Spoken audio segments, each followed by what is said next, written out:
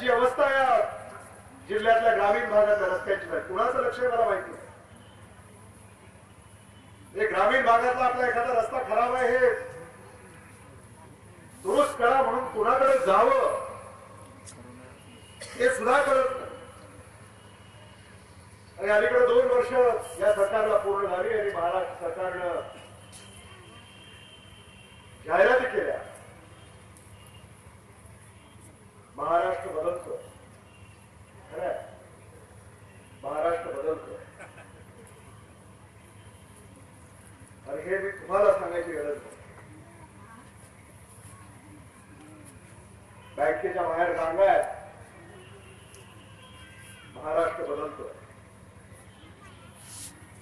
शेतकऱ्यांना बागायतीचं अनुदान मिळालं नाही. महाराष्ट्र बदलतोय. आपल्या शेतीमालाचं नुकसान झालं, नुकसान भरपाई मिळाली नाही. महाराष्ट्र बदलतोय.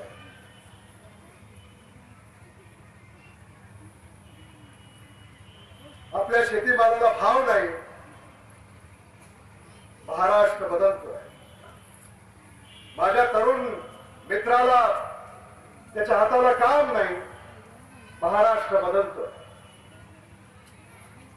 माझ्या माता भगिनींना आधार नाही. महाराष्ट्र बदलतोय.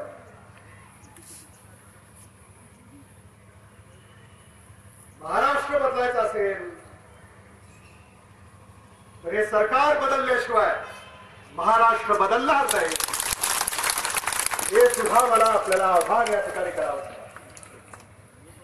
तुम्हाला माहिती आहे राज्याचे मुख्यमंत्री म्हणून यशवंतराव चव्हाणांपासून विलासराव देशमुख साहेबांपर्यंत आपण या मुख्यमंत्र्याला पाहिलेलं आहे.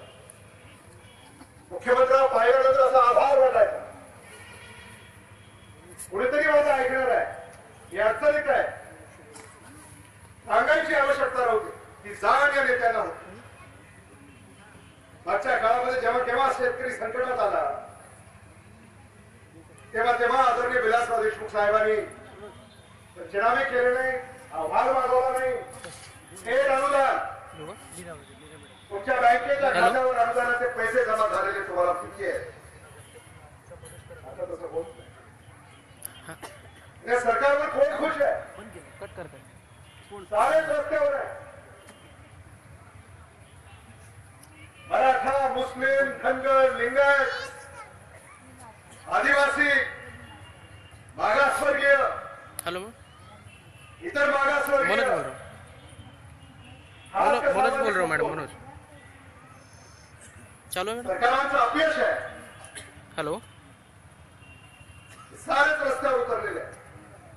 हेलो आणि जे राहिले होते ते नोटाबंदी करून त्यांना सुद्धा रस्त्यावर उतरवण्याचं काम या सरकारने. नोटाबंदी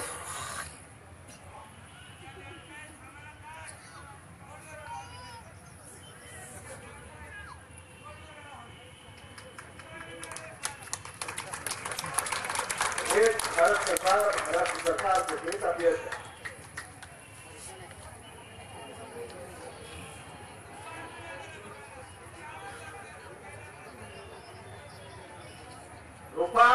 मिळणार गेले बघायला, चहा मिळणार गेले प्यायला. चहा आता फक्त सावकाराच्या घरी मिळणार आहे. सावकाराच्या घरीला असेल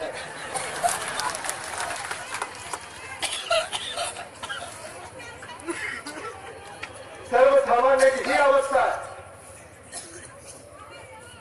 नोटाबंदी व्यंकटराव बेंद्रे आमचे आघाडीचे वकील आहेत. कोणत्या कायद्या अंतर्गत नोटाबंदी जाईल? काही कल्पना नाही, सूचना नाही, नोटीस नाही.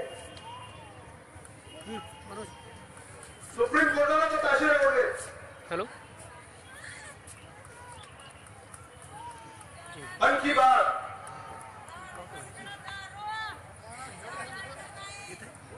बोले. आप सिर्फ मन की बात करेंगे. हमारी मन की बात कब सुनेंगे?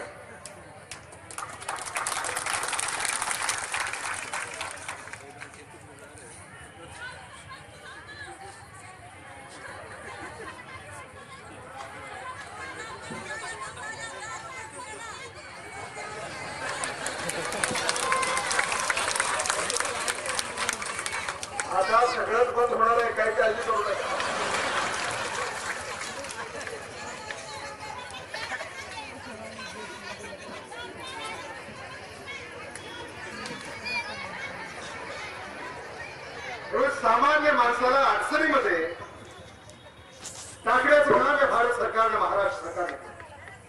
हॉस्पिटलमध्ये ऑपरेशनला पैसे देता येत नाही, आपल्या मुलीच्या बहिणीच्या लग्नासाठी हॉल बुक करता येत नाही, कॉलेजमध्ये फीस भरता येत नाही, धंदा सगळा मुळीच मिळाला. कालच मुंबईमध्ये अशी बातमी होती की 10,000 कोटी रुपयाचं नुकसान 8 दिवसामध्ये फक्त मुंबई शहरात झालं. मला खात्री आहे की लातूरचं उदगीरचं सुद्धा शेकडो कोटी रुपयाचं नुकसान झालं. उदगीरच्या बाजार समितीची जी आवक होती, जी उलाढाल होती, ती निश्चित या निर्णयामुळे खाली आली आहे, याबद्दल माझ्या मनामध्ये कसलीही शंका नाही.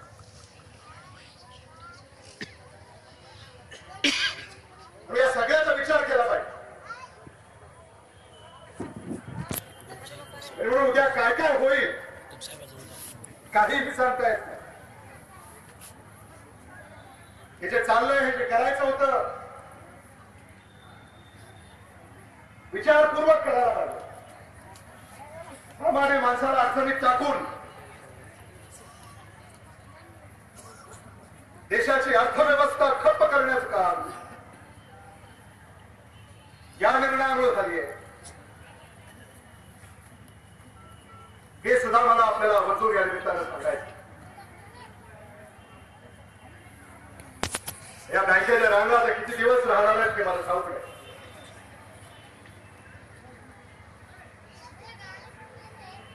पण ही कसली नीती आहे सरकारची?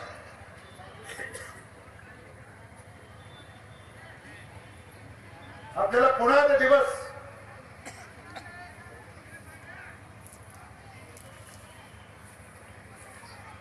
आदरणीय इंदिरा गांधींचा भारत,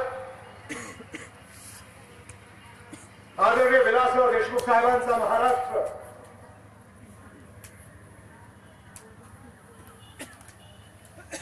पुन्हा आपल्याला घडवावा लागेल. यावरून मला आपल्याला या निमित्तानं सांगायचं. उदगीर शहराचा चौफेर विकास होणार याबद्दल माझ्या मनामध्ये कसलीही शंका नाही. आणि म्हणून राजेश्वरराव निठुरे, तुम्हाला आणि तुमचे सारे 38 उमेदवार आता ठरलेत ना? उमेदवार ठरले विचारलं. कारण उदगीरचं राजकारण म्हणजे गुप्तता, शेवटच्या घटकेपर्यंत उमेदवाराची पाहावी लागते. उमेदवार कधी कोणत्या तंबूतून कोणत्या तंबूत जाईल हे काही सांगता येत. काँग्रेसकडे नगराध्यक्ष पदासाठी 1 आणि नगरसेवक पदासाठी 38 पहिल्या दिवसापासून उमेदवार आमच्याकडे तयार आहे. भारतीय जनता पार्टीकडे, राष्ट्रवादी काँग्रेस पार्टीकडे, शिवसेनेकडे, MIM-कडे उमेदवारच. मला तर असं कळालं की आपल्यातलेच काही तिकडे गेले आणि तिथून ते आता उमेदवार आहे. त्यामुळे लोकांनी हेही लक्षात ठेवावं, या निवडणुकीच्या तोंडावर पक्ष सोडणे, एका पक्षातून दुसऱ्या पक्षामध्ये जाणे आणि मग तिथे उभं राहणे, याला तुम्ही भीक घालणार का? याचाही निर्णय तुम्हाला करावा लागणार. या निवडणुकीमध्ये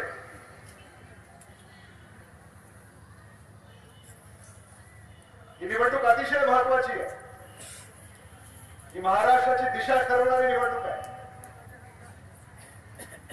लोकांचा आक्रोश हा मतपेटीमध्ये उतरला पाहिजे. आणि काँग्रेसच्या नेत्यांना, कार्यकर्त्यांना माझं आग्रहाचं सांगणं आहे की तुम्ही स्वस्थ बसता कामा नये.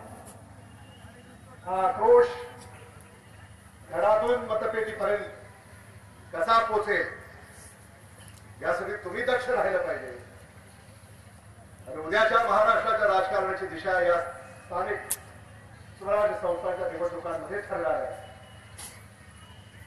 चंद्रशेखर भोसले, तुम्ही जेव्हा म्हणालात की 38 पैकी 38 नगरसेवक आम्ही निवडून आणणार आणि एक नगराध्यक्ष निवडून आणणार, तेव्हा रेकॉर्ड होईल.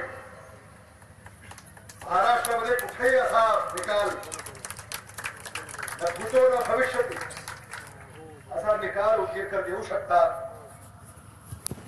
महाराष्ट्राला, भारताला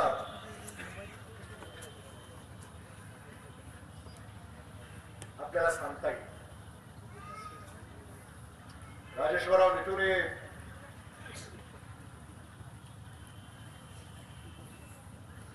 सातव्यांदा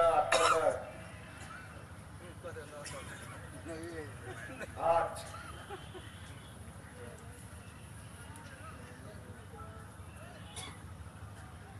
हे वर्ल्ड रेकॉर्ड आहे. World record. आठव्यांदा नगराध्यक्ष पदासाठी तुम्ही उभे आहात. 7 वेळा तुम्ही नगराध्यक्ष राहिलात. त्यामुळे तुमचं जेवढं कौतुक करावं तेवढं करा. राजेश्वरराव निटुरेला हे कसं जमतं? जेव्हा मी थोडीशी विचारपूस मागच्या काळामध्ये केली तेव्हा मला असं सांगण्यात आलं की उदगीरच्या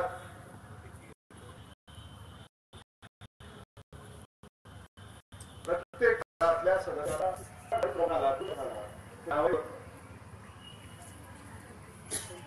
एवढा त्यांचा संपर्क हा दांडगा सच बात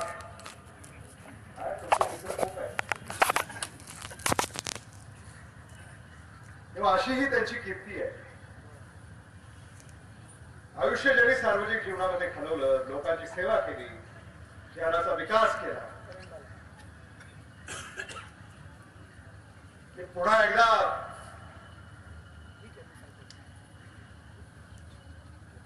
आपल्या समोर या निवडणुकीमध्ये उभे आहेत. तुमच्याकडनं काय अपेक्षा आहे? तुमच्याकडनं आम्हाला ही अपेक्षा आहे की गेल्या 7 निवडणुकीमध्ये जेवढ्या मतांनी ते निवडून आले त्यापेक्षा जास्त मताधिक्यानं या निवडणुकीमध्ये ते निवडून आले पाहिजे.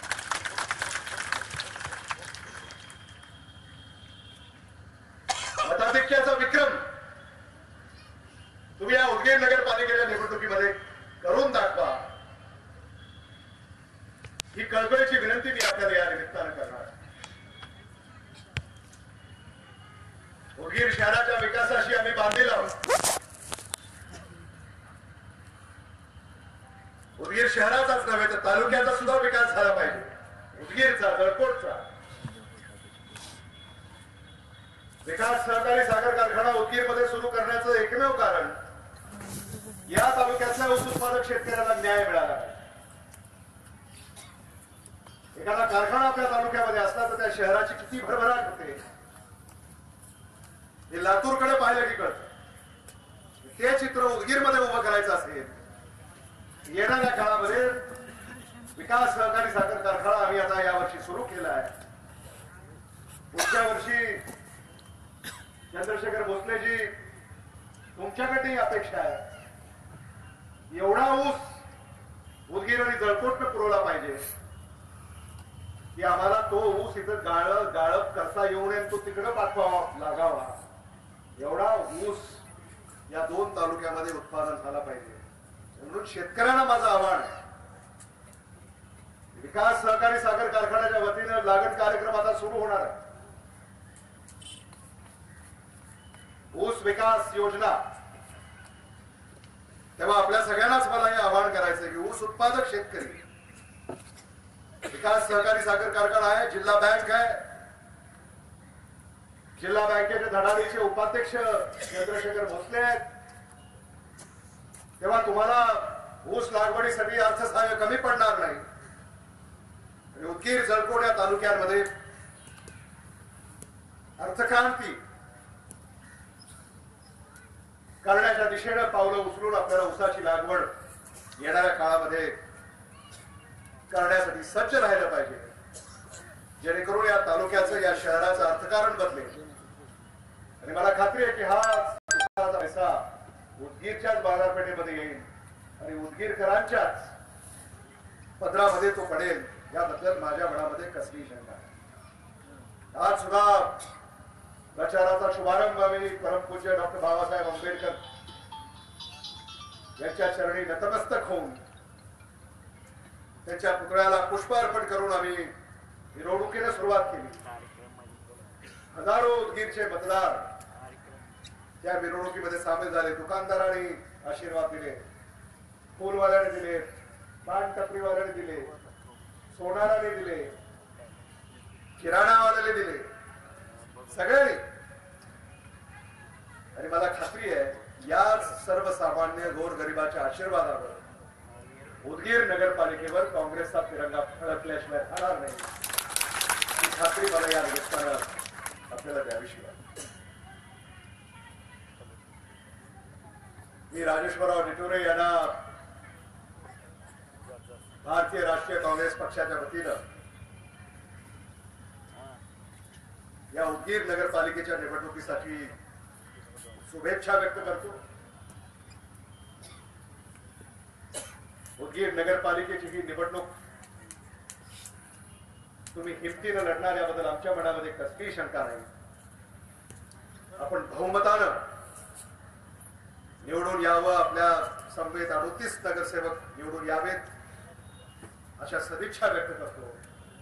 आणि जेव्हा महाराष्ट्र प्रदेश काँग्रेस कमिटीमध्ये या विजयाचा जेव्हा मेळावा होईल तेव्हा पहिला क्रमांक हा उदगीरने पटकवावा